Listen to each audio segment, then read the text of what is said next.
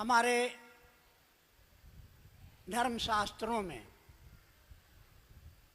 वेद हुए, उपनिषद हुए, पुराण हुए, महाभारत हुआ, वाल्मीकि रामायण हुआ, रामचरितमानस हुआ, पिछले 10,000 वर्षों का इतिहास जो हमारे जनमानस में कहानियों के द्वारा, पुस्तकों के द्वारा सुरक्षित है, जिसमें कहा जाता है कि भगवान शिव ईश्वर का नाम है, परमात्मा का नाम है, और वही शिव बहुत सारे नामों से जाने जाते हैं। उनको अघोड़ेश्वर कहा गया, कपालेश्वर कहा गया, उमा महेश्वर कहा गया, औढ़रदानी कहा गया, और एक बड़ा प्यारा सा नाम है, उनको जगत गुरु कहा गया। जगत के गुरु, इसका क्या मतलब होता है? यानी जगत गुरु की कुर्सी पर बैठे हुए भगवान शिव गुरु के रूप में व्यक्ति के जीवन के सभी समस्याओं का, वो लौकिक समस्या हो या पारलौकिक समस्या हो, गुरु के रूप में सकल उपचारा, आपकी लौकिक समस्या हो या पारलौकिक समस्या हो, सकल उपचारा, गुरु पूजे सब देवन पूजे, गुरु पूजा सब पूजा। उनको कहा गया कि जगत गुरु। जगत गुरु माने क्या होता है? ये किताबों में लिखा हुआ था, 5,000 साल से किताबों में लिखा है कि शिव गुरु हैं, आदि गुरु यानी प्रथम गुरु हैं, गुरुओं के गुरु हैं, जगत के गुरु हैं। शिष्यों का नाम भी आता है उनके, दुर्वासा हुए, दधीची हुए, अगस्त हुए, परशुराम हुए, ऐसे 121 नाम आते हैं। लेकिन बस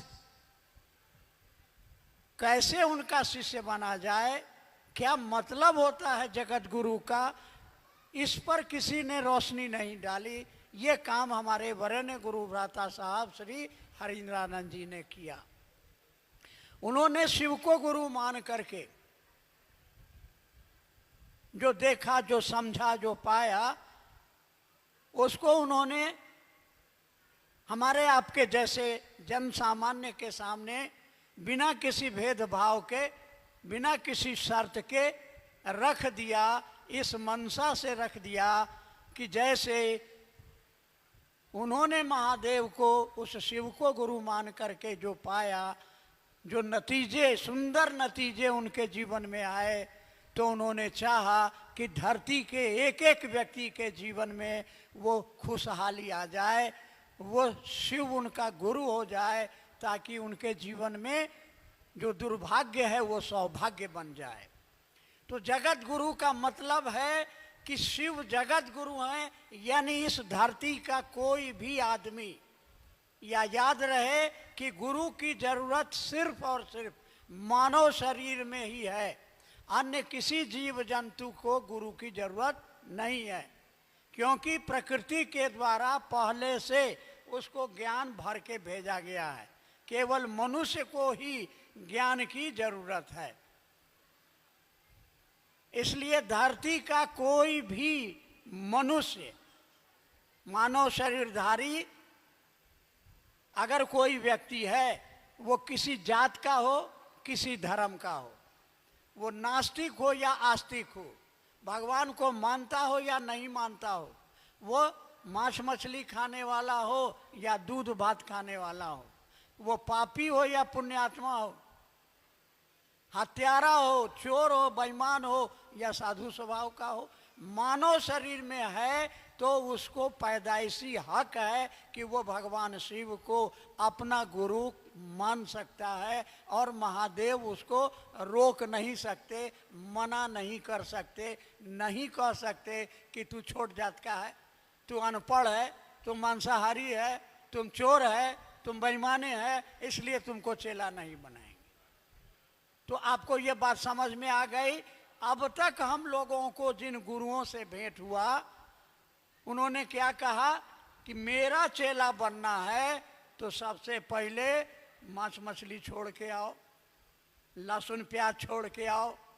ऐसे भी गुरु हुए गोरखनाथ जैसे, घर द्वार परिवार छोड़ के आओ तब चेला बनाएंगे। ये शर्त भी रखी कि जब तक आपके मन में मेरे लिए श्रद्धा और विश्वास नहीं होगा, हम आपको चेला नहीं बनाएंगे। तो साहब ने अपने जीवन के अनुभव से बताया कि वो सचमुच में जगत का गुरु है। कौन? भगवान शिव। उनका चेला बनने के लिए कोई शर्त, कोई बंधन नहीं। आइए देखते हैं ये जगत गुरु, उनका शिष्य कैसे बनेगा। तो ये क्लियर हो गया कि धरती पर मानव शरीर में जो कोई भी जीवात्मा है, उसके जीवन में वो आस्तिक हो या नास्तिक हो, किसी धर्म को मानता हो या नहीं मानता हो, बहुत सुंदर स्वभाव का हो या बहुत गड़बड़ स्वभाव का हो, उसके जीवन में कभी न कभी ऐसा समय आता है कि वो जीना चाहता है और मर जाता है। ऐसे बहुत सारे लोग हैं आपके घर परिवार में, मोहल्ला में, मरना चाहते हैं लेकिन मौत नहीं आती है। आपके पास पैसा है, बोरा में पैसा, आप अरबपति हैं, करोड़पति हैं, तरस के रह जाते हैं एक बच्चा के लिए।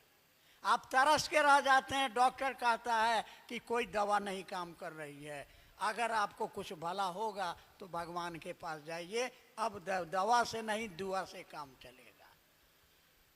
तो गुरु सकल उपचारा, जगत गुरु शिव हैं जो जीवन के पल प्रतिपल के उपाय हैं। अब उनका शिष्य कैसे बना जाएगा? तो अब तक की परंपरा में रही है कि आपको गुरु के पास जाना है तो नहा धो के जाइए, पवित्र हो के जाइए, गुरु जी के लिए गुरु दक्षिणा लेके जाइए, मांस मछली लहसुन प्याज वगैरह वगैरह छोड़ के जाइए। तब आज भी आप करते हैं, आज भी आप नहा धो के घंटी बजाते हैं, प्रसाद चढ़ाते हैं, पूजा करते हैं, तब अन्न जल ग्रहण करते हैं। और नतीजा क्या है आप खुद जानते हैं कि घर में झगड़ा है, फसाद है, बीमारी है, परेशानियां हैं। हमारे साहब श्री हरिनारायण जी ने अपने जिंदगी के शुरुआती 15 वर्षों को तरह तरह के गुरुओं, सदगुरुओं, जगत गुरुओं, अपने को कहने वाले तांत्रिकों, अवघड़ों के बीच अपनी जिंदगी के बहुमूल्य समय को व्यतीत किया। काहे के लिए? मात्र चमत्कार सीखने के लिए। चमत्कार, आदमी आएगा कहेगा बाबा पेट में दर्द हो रहा है, उठाएंगे बाबूत, कहेंगे जा बच्चा तेरा भला होगा। ये चमत्कार सीखने के लिए उन्होंने शिव को गुरु माना। कहाँ माना? गांगी श्मशान, पटना जिला का नाम सुना होगा। पटना जिला के बगल में आरा शहर है, आरा के बगल में गंगा बहती है, वहाँ एक श्मशान है गांगी श्मशान। वहाँ आधी रात को उन्होंने, आधी रात में श्मशान में बैठ करके उन्होंने सोचा। ये शिव की शिष्यता एक सोच है। क्या सोचा? कि जितने शरीरधारी गुरुओं से हमारी मुलाकात हुई, सभी ने कहा कि गुरु भगवान होता है। तो उनके मन में आया तो ये भगवान गुरु काहे नहीं होगा। और अपने पिताजी से सुना करते थे कि भगवान शिव को कहा जाता है, महादेव को कहा जाता है। तो उन्होंने उसी समय मन में क्या किया? एक संकल्प ले लिया। ऐसा संकल्प लिया, संकल्प का मतलब होता है ऐसा विचार कि अब जिएंगे चाहे मरेंगे, महादेव आपको गुरु मान लिया, अब यह सर किसी और के आगे ज्ञान लेने के लिए नहीं झुकेगा। सबका मान सम्मान करेंगे, लेकिन ज्ञान लेंगे तो तुम इसे लेंगे। और सुनिए, हम बहुत धोखा खाए हुए आदमी हैं। मेरे मन में अब श्रद्धा नहीं है, विश्वास नहीं है, तो हम क्या करें? इसलिए हमारी 3 शर्त है। अगर आप आसमान से उतरिएगा मेरे सामने, मैं आपको गुरु नहीं मानूंगा, क्योंकि मैंने देखा है श्मशान की साधना में मेरे सामने आसमान से दिव्य आकृति में, गले में सांप, हाथ में त्रिशूल, माथा में जटाजूट, महादेव साक्षात उतरे। और कुछ समय के बाद में पता चला कि तो प्रेत है, बहुरूपिया है, ये असली नहीं है। तो यहाँ तो ठगाने का खतरा है, इसलिए आसमान से आप उतरिएगा और कैलेंडर में जैसा दिखाई पड़ता है उस रूप में आइएगा, आपको गुरु नहीं मानेंगे। दूसरी बात, मनुष्य के रूप में आके बोलिएगा कि मैं ही महादेव हूँ, तो रावण राक्षस था, साधु बन करके सीता मैया से भिक्षा मांगने गया, और जब भिक्षा देने आई तो उन्हीं को उठा के लंका ले गया। तो यहाँ तो और ज़्यादा गड़बड़ होने की संभावना है, इसीलिए मनुष्य के रूप में आओगे तो गुरु नहीं मानेंगे। और तीसरा है कि जब गुरु बदल दिया तो अब तक जो गुरुओं से सीखा था वो सब काम बंद, यानी अब श्मशान नहीं जाएंगे, हम माला नहीं फेरेंगे, वगैरह वगैरह नहीं करेंगे, अब वही करेंगे जो आपके द्वारा आदेशित होगा। ये 3 शर्तें बांध दिया उन्होंने। 1 साल उनके जीवन का किस मानसिक पीड़ा से गुजरा, इसकी हम और आप कल्पना भी नहीं कर सकते हैं। क्या दर्द रहा होगा, क्या तड़प रही होगी, क्या उनके जीवन में चैन खत्म हो गया था। दिन रात एक ही तलाश थी, कैसे उस महादेव से भेंट होगी, कैसे वो मेरा गुरु बनेगा, कैसे उससे हम जुड़ेंगे। और 1 साल बीता, 1974 की आधी रात में उन्होंने शिव को गुरु माना था। 1 साल बीता 1975 में मुजफ्फरपुर शहर के पास तुर्की में, जहाँ उनके पिताजी कार्यरत थे, अपने मकान के दरवाजे पर बैठे हैं, शाम का वक्त है, कुर्सी पर बैठे हैं, हाथ में चाबी का गुच्छा घूम रहा है, मुंह में पान खा रहे हैं, कुछ सोच रहे हैं। अचानक लगा कि जो सांस अंदर जा रही है उसके साथ नमा गया, और जो सांस निकली तो शिवाय, और मुंह से आवाज निकलती है रे रे रे, ये तक खोजत रहनी। हाथ से चाबी गिर गई, मन खुशी से आह्लादित हो गया। दूर आंगन में बैठी माँ पूछ रही है का भुलाइल रहल, क्या भुला गया था। 2 बार वहां से आवाज आई तो होश में आए, चाबी उठाई और अपनी माँ को जवाब देते हैं कि चाबियाँ गिर गई रहे, यानी चाबी गिर गई।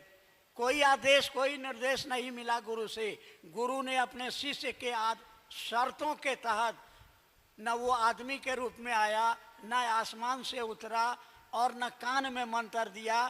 क्या किया, नाक के माध्यम से दे दिया, विधि के साथ दे दिया। क्या, नमः शिवाय मंत्र। क्योंकि साहब ने कहा कि मेरा मन समझता था कि चमत्कार करने के लिए तो मंत्र चाहिए, तो मंत्र मिला और कुछ नहीं, कोई आदमी नहीं आया, कुछ नहीं हुआ, लेकिन उनके अंदर एक शक्ति आ गई, चमत्कार होने लगे। लोग आते उनके पास, अपना दुखड़ा रोते, और वो सोच लेते उस व्यक्ति का वो दुख, वो परेशानी दूर हो जाती। जब 2-4 ऐसी घटनाएं हुई तो मन में यह डर समाया कि कहीं कोई भूत प्रेत जिन तो नहीं पकड़ लिया है। इसलिए केवल अपनी धर्मपत्नी दीदी नीलम आनंद को उन्होंने ये खबर भेजी कि मैंने शिव को गुरु माना, और आने वाले 8 वर्षों तक नहीं कहा किसी को कि मैंने शिव को गुरु माना है। लेकिन इन 8 वर्षों में एक समझ पैदा हुई कि तो कमाल का गुरु है। साहब हमेशा कहा करते थे कि गुरु ज्ञान देते हैं। ज्ञान का माने होता है क्या? ज्ञान का माने, एक ज्ञान ये है कि ये बगल में बैठे हुए मेरे मित्र हैं, मेरे भाई हैं, मेरे पिता हैं, मेरे दोस्त हैं, मेरा दोस्त मेरा दुश्मन, ये मेरा है, यह भी ज्ञान है।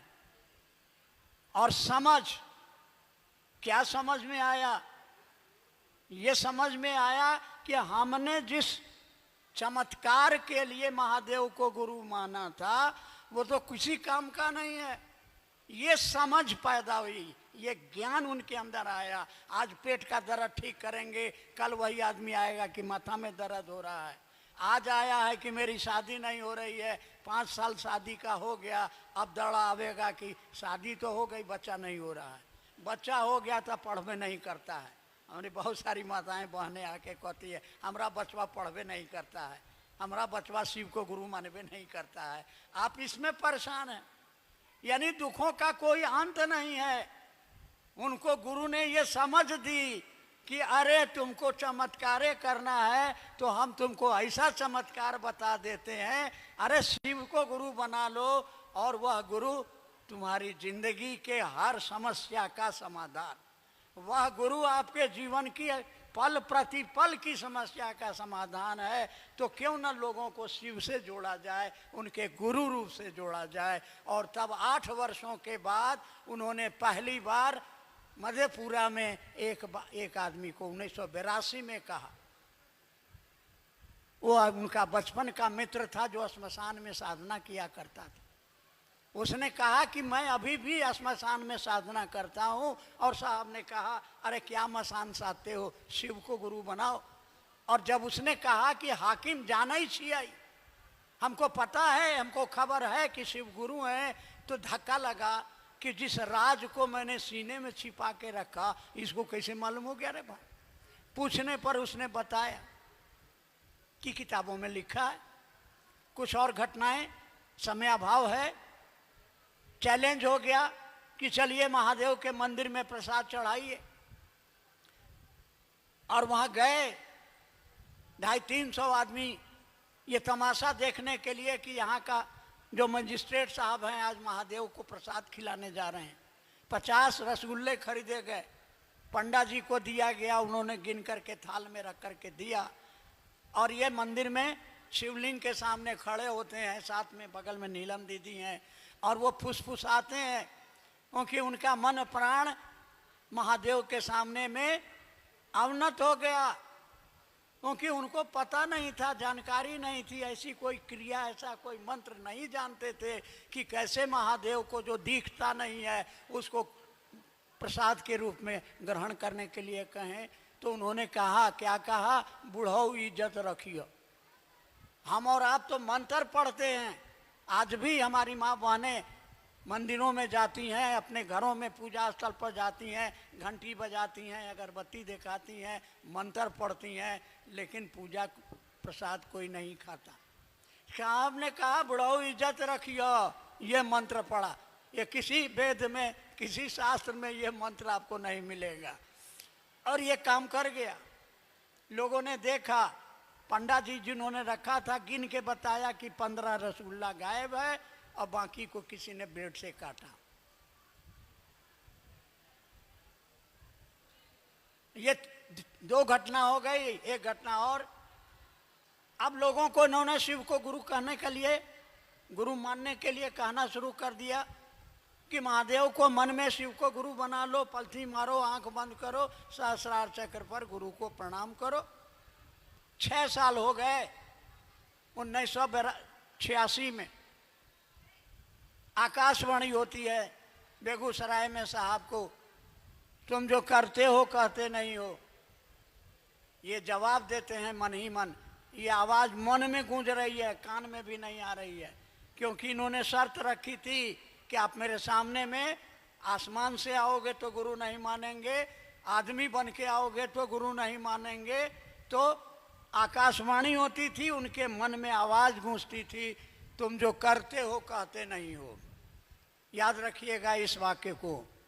जवाब दिया कि मैं जो करता हूँ वही कहता हूँ। आवाज़ आती है असत्य बोलते हो। जवाब देते हैं कि मुझको झूठ बोलने की आदत नहीं है। आवाज़ ने कहा क्या करते हो? हमारे साहब श्री हरिनानंद जी ने उत्तर दिया, वो मजिस्ट्रेट थे। नहीं कहा कि मैं मजिस्ट्रेट हूँ, क्या कहा, मैं लोगों को शिव का शिष्य बनाता हूँ। आवाज़ ने कहा करने के लिए क्या कहते हो? और तब उनको ये बात समझ में आ गई कि जो पहला वाक्य था कि तुम जो कहते हो करते नहीं हो, चुप लगा गए, गलती पकड़ में आ गई। फिर आवाज़ ने कहा जो तुम जो करते हो वही करने के लिए कहो। और तब साहब ने कहा क्या महादेव को प्रचार की जरूरत है? और उसके उत्तर में एक वाक्य उनको सुनाई दिया, जिसको सुन के उनकी समझ में आ गया, ये समझ में आ गया कि ये ज्ञान क्या है, ये मंत्र क्या है, ये तंत्र क्या है। एक क्षण में समझ में आ गया। आपको ये घटना इसलिए सुना रहे हैं कि ये जो शिव की शिष्यता, जगत गुरु भगवान शिव की शिष्यता में, शिव का शिष्य बनने के लिए क्या जरूरी है, कौन सा तरीका है, तो हमारे साहब श्री हरिनानंद जी ने ये 3 घटनाएं जो आपके सामने घटित हुई, उन्होंने शिव को गुरु माना, श्मशान में शर्तों में बांधा, कोई श्रद्धा नहीं थी, कोई विश्वास नहीं था, लेकिन एक संकल्प था कि सीखेंगे तो तुम ही से सीखेंगे। उन्होंने दया मांगी थी, बिल्कुल निरुपाय होकर, चारों ओर से हताश और निराश, कोई ज्ञान नहीं था, कोई तरीका नहीं मालूम था, बस अपने आप को समर्पण कर दिया और आदेश जो मिला तो जिंदगी उन्होंने इसको पूरा किया। क्या किया? लोगों के दिलों में शिव की शिष्यता का दिया जलाने का काम किया। और यही उन्होंने कहा है, बार बार कहा है, हमारे आपके लिए संदेश दिया है। क्या संदेश दिया है? कि आप शिव को अपना गुरु बनाइए। क्यों बनाइए? क्योंकि वह जगत का गुरु है और जो सबका है वो किसी का नहीं है। अपना गुरु बनाइए। सड़क सबकी है, सड़क पर गड्ढा हो गया, कौन उसको ठीक करावेगा? आप नहीं कराइएगा। गांधी जी को गोली मारी गई तो कितने लोगों को दर्द हुआ, लेकिन मेरे बाप को अगर कोई गोली मार दे तो मुझको दर्द होगा। इसीलिए कहा उन्होंने, क्या करना है? उस महादेव को पहला सूत्र बनाया कि मन ही मन कहिए अपने महादेव को कि हे शिव, आप मेरे गुरु हैं। ये मेरा शब्द बड़ा कमाल का है।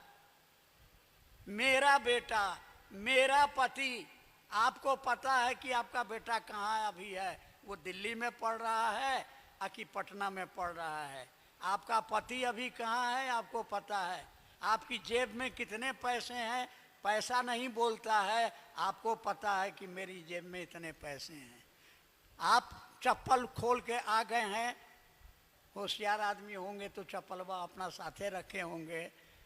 दूसरे की चप्पल अगर आपके पाँव में आ गई तो चप्पल नहीं बोलेगा कि हे दीदी हम तोहर नहीं छियो। आपका मन बोलेगा कि चप्पल मेरी नहीं है। आप अपनी चप्पल पहचान लेते हैं, ये मेरी चप्पल, मेरा गुरु, मेरा भाई। उस महादेव को अपना बनाना है। कैसे बनेगा? दिल है कि मानता नहीं। कैसे मानेगा? तो साहब ने उपाय बताया। क्या उपाय बताया? रसरी आवत जात सिल पर पड़त निशान। यानी इस विचार को मन में बार बार दोहराओ। क्या? हे शिव, आप मेरे गुरु हैं, मैं आपकी शिष्या हूँ, मैं आपका शिष्य हूँ, मुझसे इस पर दया की।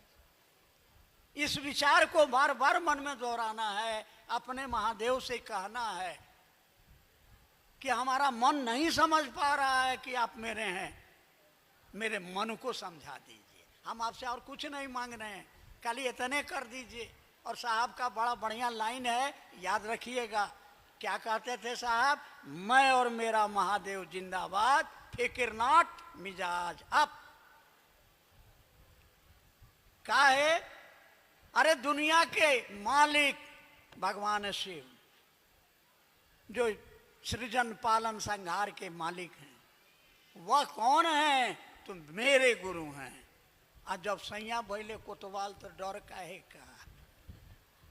जब गुरुओं का गुरु जगत गुरु, जिसकी पूजा से सभी देवताओं की पूजा हो जाती है, जो सकल उपचारा, गोस्वामी तुलसीदास जैसे महापंडित लिख गए, भावी मेट सकहि त्रिपुरारी।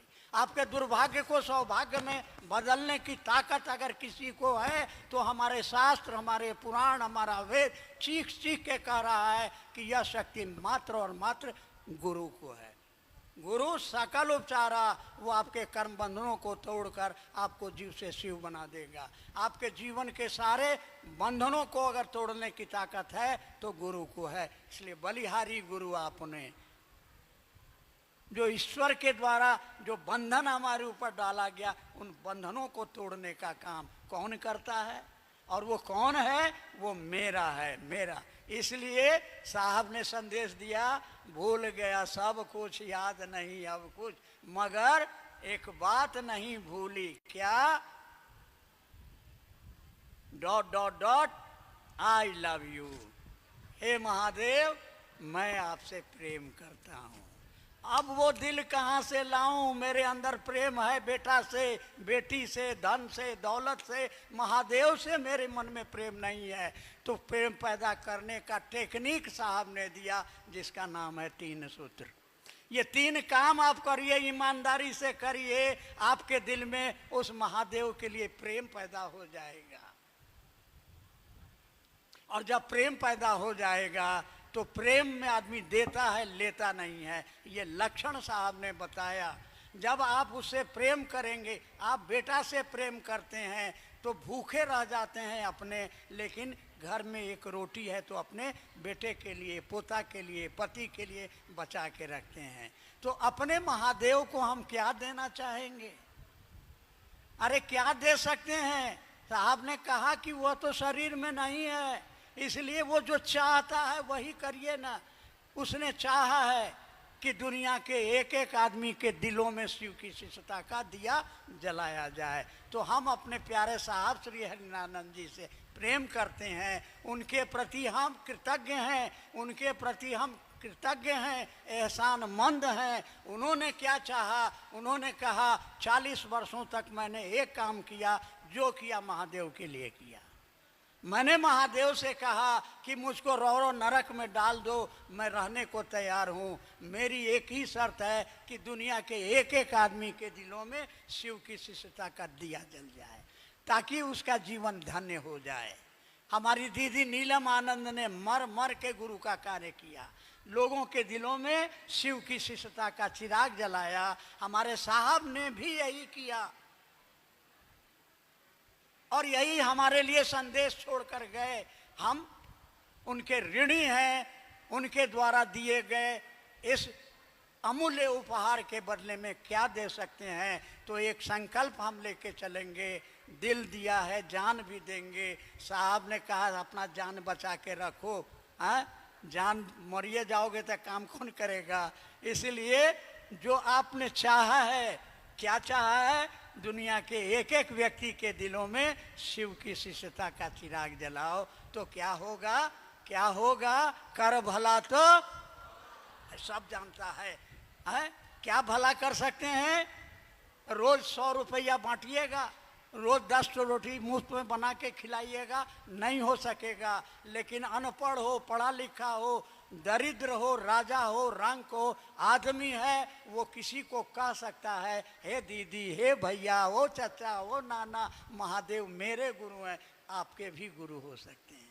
मेरे साहब ने कहा कि इससे बढ़िया यज्ञ, इससे बढ़िया दान, इससे बढ़िया तप किसे? लोगों के दिलों में इस बात को पैदा बैठाने के लिए, ये संवाद को देने के लिए, उस आदमी के जीवन में शिव शिष्यता का चिराग जल जाए, इसका भला हो जाए। ये है कर भला तो, और इस काम को हम कर सकते हैं। साहब ने करके दिखाया, शिव की शिष्यता का चिराग उन्होंने जलाया और आज 6 करोड़ लोग गवाही दे रहे हैं, हमने शिव को गुरु माना और मेरे जीवन की दशा और दिशा में परिवर्तन हुआ। हाँ कि ना? परिवर्तन हुआ।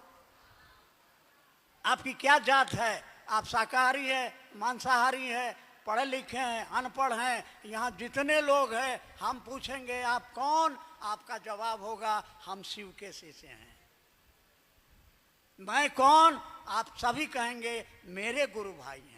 कोई नहीं पूछेगा कि आपकी जात क्या है, आप क्या हैं, मेरे गुरु भाई हैं। ये कमाल है जगत गुरु शिव की शिष्यता का। इसलिए आइए हम लोग संकल्प लेते हैं कि साहब और दीदी का जो संकल्प है, एक एक व्यक्ति के दिलों में शिव शिष्टता का चिराग जलाना। इस संकल्प को पूरा करेंगे। कौन करेगा? हम करेंगे, आप करेंगे। कैसे करेंगे? अपने गुरु महादेव से दया मांग के और अपने साहब दीदी से आशीर्वाद मांग करके क्या करेंगे?